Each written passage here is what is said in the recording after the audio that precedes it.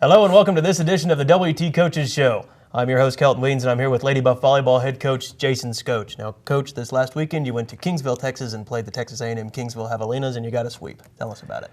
Yeah, we. I think I mentioned this last time, and then Monday when we had the other media stuff. The biggest thing is it's frustrating right now with coaching the girls because it's tough to tell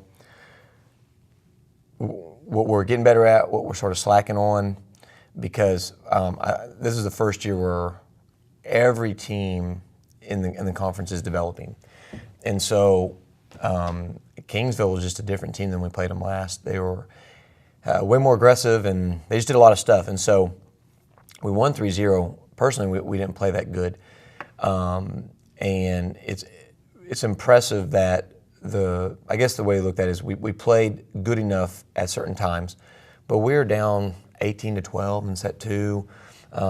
In set 3, we missed 4 serves at the end when the game was tight, and so we didn't play really good, but it was neat because Kingsville, if a few balls would bounce their way, we would have been going to 5. So we had about a 2-week, and because I know you're going to ask about Cameron, we've had about a 2-week thing where, because we have so many young players, and because we've been winning, I think people are starting to forget that these are new players, and they got to learn how to win and then learn how to handle success.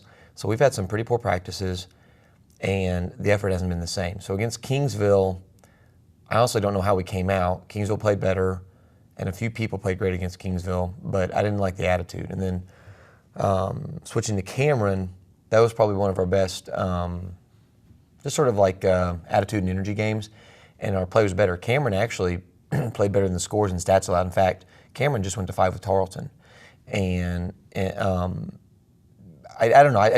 The difference was us. The total difference was our girls showed up last night, and we didn't do a lot of things great, but I think any coach would take it because the girls just had a better mindset. So we always talk to the girls about what comes first, the cart or the horse. And, like, for instance, you want the trophies, you want to win, whatever. You want, get big crowd and, sell a lot of tickets. Well, that's in the cart, and what's important is having the right attitude and the mindset and the right purpose of being here. And so, anyways, last night was fun because I thought Cameron played better than the score showed, but first time in 3 matches for sure, we had a good mindset. Coach, you mentioned the craziness that the Lone Star Conference has had this year. It's been up and down. What does it take to win in the LSC this season? Just consistency. I think when we've seen all the teams now, each one of those teams does some things better than us, and so I think sometimes what we struggle with telling our kids is we want them to be humble. So, like, sometimes we tell them, like, look, we didn't win necessarily because of us. That team helped us out, or recognize we got lucky, or recognize what they're really good at, and so it drives you to do better things. And so in that mindset, when we're watching these teams, each one of them does a phase of the game better than us, and sometimes much better than us.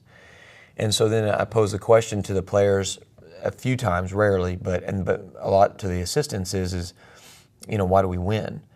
And if you go through that, our strength is the difference between our up and down is smaller than some of the other teams, which consistency is a strength. So to win, I think you just got to, this year it's who can be the most consistent and weather the storms. Because when I've seen Tarleton play their best, they're unstoppable. Of course, same with Angelo, TW. We have video in Kingsville where they're just flat out amazing, and then Commerce. So I think this year the trick is the team that is just the most consistent, not necessarily you have the highest highs, but just whatever difference is between your high and your low lows, if that makes sense. Because some of these teams do some really amazing things. Finally, Coach, you've got Eastern New Mexico and Southern Nazarene stepping into the box this weekend. Give us your preview on those matches. Because of our rough couple of weeks, we never let the girls look ahead, and we've been focusing mainly on us on our side of the court. But so we haven't really pushed forward to see video. When we were at Eastern last time, it was phenomenal how they played. I went up to their AD afterwards. I think his last name is pronounced Geisler or Geyser. But anyways, Jeff, and the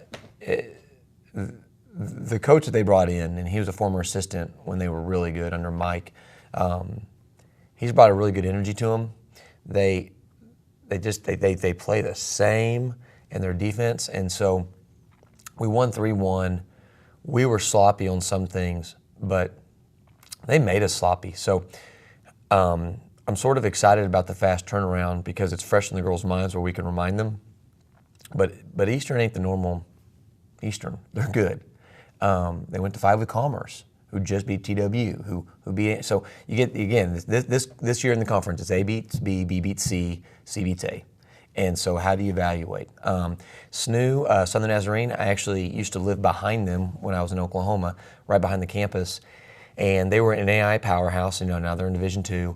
And right now we don't know much about them simply because it's pointless to scout them if we can't take care of the stuff on our side. Well, Coach, thanks for your time today and good luck this week. Thank you. Thanks for joining us on this edition of the Coaches Show. For Coach Skoch and the WT Sports Network, I'm Kelton Weens.